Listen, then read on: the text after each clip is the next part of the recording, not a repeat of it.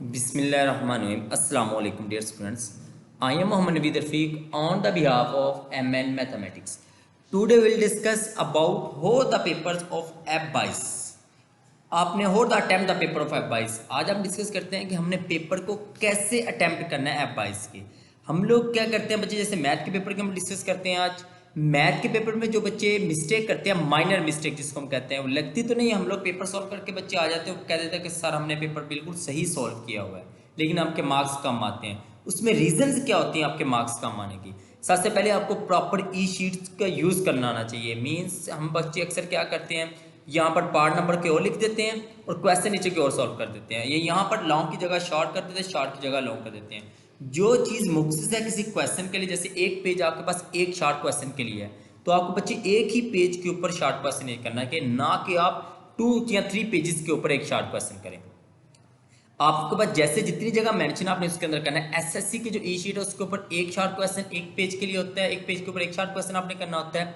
HC के पास अलग ई sheet होती है। हम डिस्कस करें एसएससी की। सेकंड में हमारे पास ओएमआर शीट होती है। ओएमआर शीट टोटली बच्चे आपके पास जिस जो होती है वो उसकी चेकिंग आके कंप्यूटराइज होती है, कि इसके आगे सर्कल में आपने फिल करना होता है सर्कल, ना कि यहाँ पर टिक लगाने होते हैं। जिसका सर्कल फिल नहीं होगा उसको उसका 0 मार्क्स दिया जाएगा। कि आपके पास ई शीट आपको यूज़ करनी आनी चाहिए, उसके बाद आपको ओएमआर शीट भी यूज़ करनी आनी चाहिए। आगे हम चलते हैं पेपर्स में जो हम लोग मिस्टेक करते हैं, माइनर मिस्टेक जिस लोग हम कहते हैं, लेकिन हमारे पास वो माइनर मिस्टेक हमारे मार्क्स से डिटेक्ट कर देती है। जैसे ही क्वेश्चन लिखा हो, use the theorem of to factorise. आप फैक्टर थ्योरम यूज़ करें और इसको क्या करें, फैक्टराइज करें।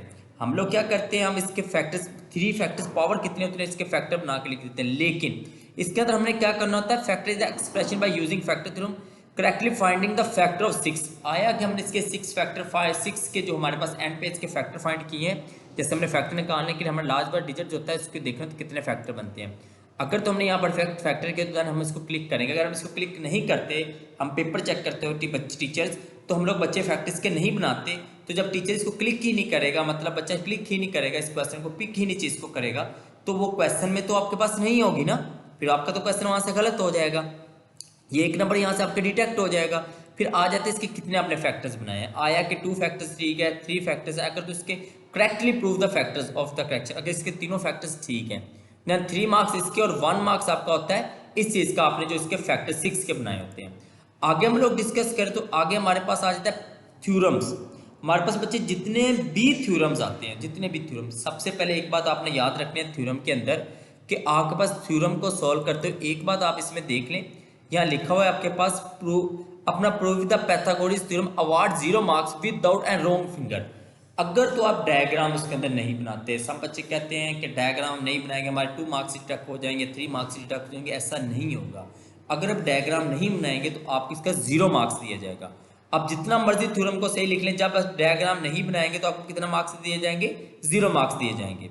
सेम इसी के अंदर सेकंड स्टेट में भी यही है कि अगर आप इसका सेकंड थ्योरम था जो आपके पास, उसमें भी यही चीज़ है, अगर आप इसके फिगर डायग्राम नहीं बनाएंगे या डायग्राम आपकी रॉन्ग होगी तो आपको 0 मार्क्स दिया जाएगा। आपके पास जो थ्योरम आते हैं। थर्ड हम लोग डील करें तो आपके पास बच्चे आ जाता है कि सॉल्व द इक्वेशन। जब इसको हम इक्वेशन को सॉल्व करते हैं, देखें सॉल्व की इस इक्वेशन को, ये इक्वेशन थी हमारे पास, ये equation solve and check the external solution. हम लोग क्या करते हैं, इसको सॉल्व कर देते हैं, इसके सॉल्यूशन चेक नहीं करते। अगर तो हम इसको सॉल्व करें, देखिए क्रैक द क्यूब मेथड होते हैं ना, एक मेथड क्यूबिक करके इसका सही किया तो हमारे 1 मार्क्स या 2 मार्क्स मिल जाएंगे।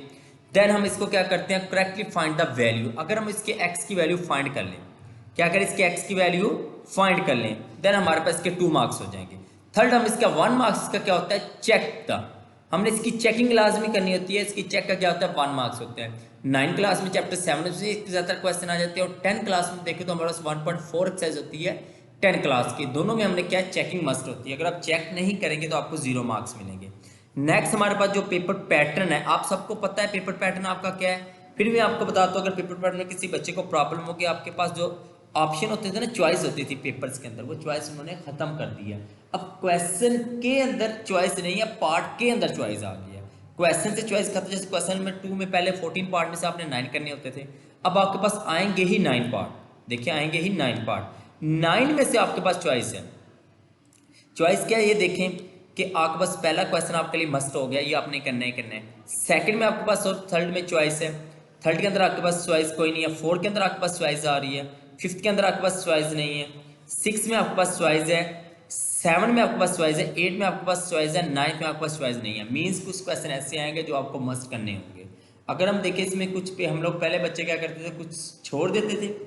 हम लोग क्या करते थे, कुछ पेपर्स को स्किप कर देते थे, पेपर्स में से कुछ चैप्टर स्किप कर दिए। फर्स्ट ईयर के 9th क्लास के बच्चों ने कुछ स्किप कर दिए, 10th क्लास के बच्चों ने स्किप कर दिए। अब कोई भी क्वेश्चन आप स्किप पेपर में, कोई भी बुक में से कोई भी क्वेश्चन स्किप नहीं कर सकते। First of all SLO based paper आता है, तो आपके पास इसके मेथडोलॉजी पेपर की कैसे आपने अटैम्प्ट करना है, ये चीज़ें आपको क्लियर होनी चाहिए कि आप पेपर को कैसे अटैम्प्ट करेंगे। आपको सबसे पहले मेथड्स आने चाहिए। मेथड जब आपको क्लियर होगा तो आपको कहीं भी प्रॉब्लम नहीं आएगी क्वेश्चन को सॉल्व करते हुए। बस ये चीज़ें बेसिकली आपके पास आनी चाहिए, बाकी इतनी नई चीज़ नहीं है इसके अंदर। ओएमआर शीट का मैंने बता दिया, एसएससी 2 का पेपर भी ऐसे, इसके अंदर भी चॉइस आपके पास आ जाती है कि आपके पास किस क्वेश्चन में चॉइस होगी, किस में चॉइस नहीं होगी। तो यहाँ पर भी आपको मस्ट करना पड़ेगा। लॉन्ग क्वेश्चन की यही मेथड है कि कुछ क्वेश्चन के अंदर चॉइस आ जाती है, कुछ में चॉइस नहीं होती। जो आपके पास ना ट्रिकी क्वेश्चन, ऐसे क्वेश्चन के जो थोड़े से रोटेट करके उसके अंदर चॉइस नहीं दी जाती। जैसे ये देखिए, इसके अंदर आपके पास क्वेश्चन में चॉइस दे दी गई है, पार्शियल फ्रैक्शन था, इजी था, इसलिए चॉइस दे दी। ये फैक्टर अपना कंपोनेंट डिवाइडेड इनटू थ्योरम है, इसके अंदर चॉइस उन्होंने नहीं दी। ठीक हो गया। आगे आपके पास ये प्रूफ है ये वाला, और एक ये दोनों थ्योरम ही आप कह लें, ये दोनों थ्योरम्स के ही हैं।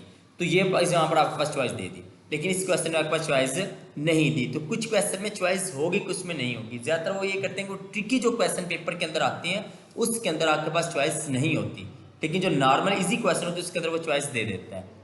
ओके, आज के लिए इतना है। नेक्स्ट वीडियो लेक्चर में इंशाल्लाह कोई और चीज़ नहीं आएगी तो फेडरल बोर्ड के लिए तो इंशाल्लाह वो डील करेंगे।